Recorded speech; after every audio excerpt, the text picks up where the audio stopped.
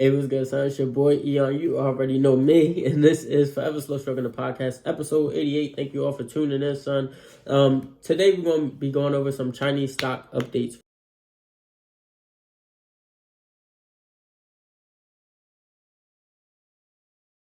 Sometime now, Chinese stocks such as BIDU, Alibaba, JD, Neo, and a few others, right, have been negatively impacted by regulatory crackdowns, right?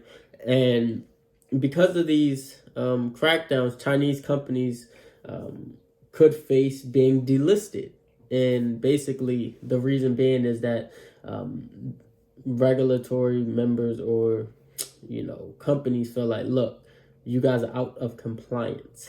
So I think it was more geared towards Chinese tech companies, but in result, a lot of the Chinese companies that are listed on the New York Stock Exchange have been, negatively affected, right? Even if they're doing great, right? Alibaba, great company. They report great numbers. They always find amazing ways to grow, but for some reason, like, it's just been going downhill. But we'll talk about that later, right? But one thing I noticed is things seems to be turning around. I'm seeing a lot of bullishness in the, amongst the Chinese companies that are traded on the New York Stock Exchange because news on China's cooperation continues to pile up, right? So positive news at that, right? In fact, one article stated that, and of course you should see it here, if you're watching on YouTube, one article states that the commission said audit, supervision, and cooperation are going well. Overall going well, right, son?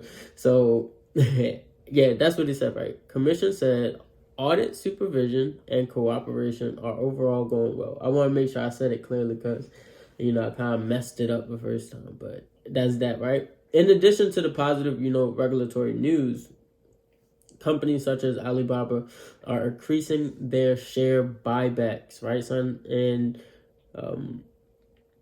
I know Alibaba, they increased their buyback by $10 billion, so from $15 billion to $25 billion.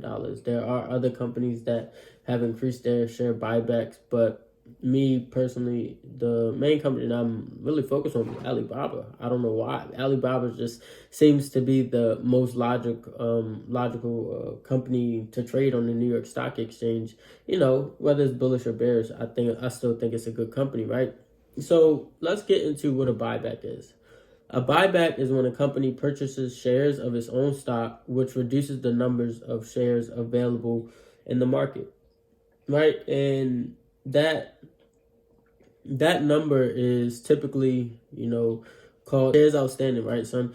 So the lower your shares outstanding is, right, the more the price of the stock should be. So companies, they do buybacks.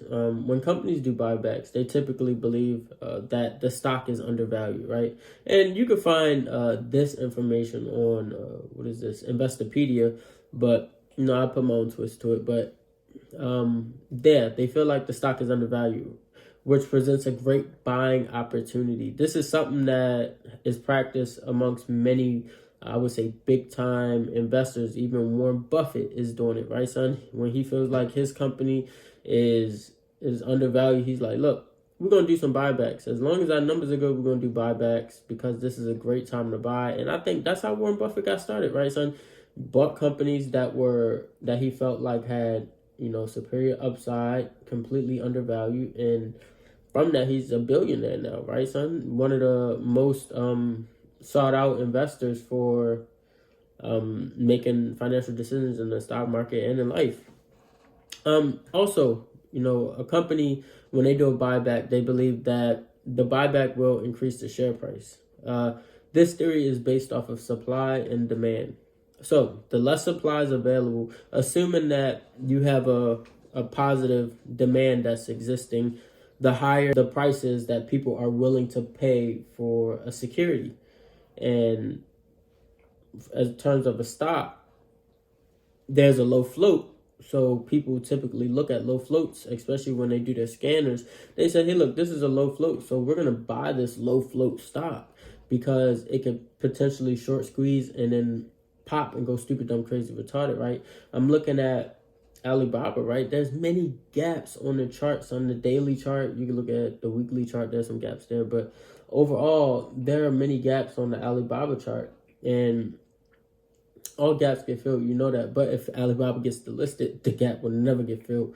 So in terms of Alibaba, one thing that I do want to point out is I'm seeing a consistent, channel here, right? This is the longest channel I've seen on Alibaba in quite some time.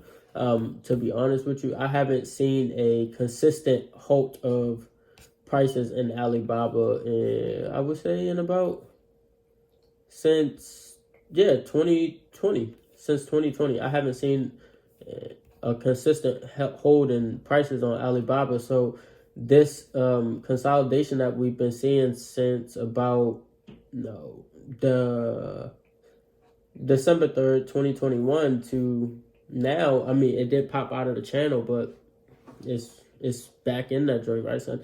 So from December 2021 to now, you know what I'm saying, we've been in this channel of consolidation. So that gives me a lot of positive vibes towards where Alibaba could go short term, if the news continues to be positive, right, son? In addition, when this news came out on Friday about the them saying, hey, look, you can move forward with the auditing process, so that way we can stay on the New York Stock Exchange.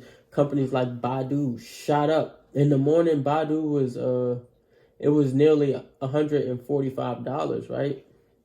Which is great compared to where it's been recently. Alibaba shot up to over nearly $119. So I'm seeing a lot of bullishness in this market with these Chinese companies. So just keep watching those companies, watching the move, see how things go. And yeah, son. So thank you all for tuning in to Forever Still Struggling, the podcast. You already know how it goes. Stay tuned for the morning market conversations Monday through Friday. And that's all I got for you. I gotta go. Whew.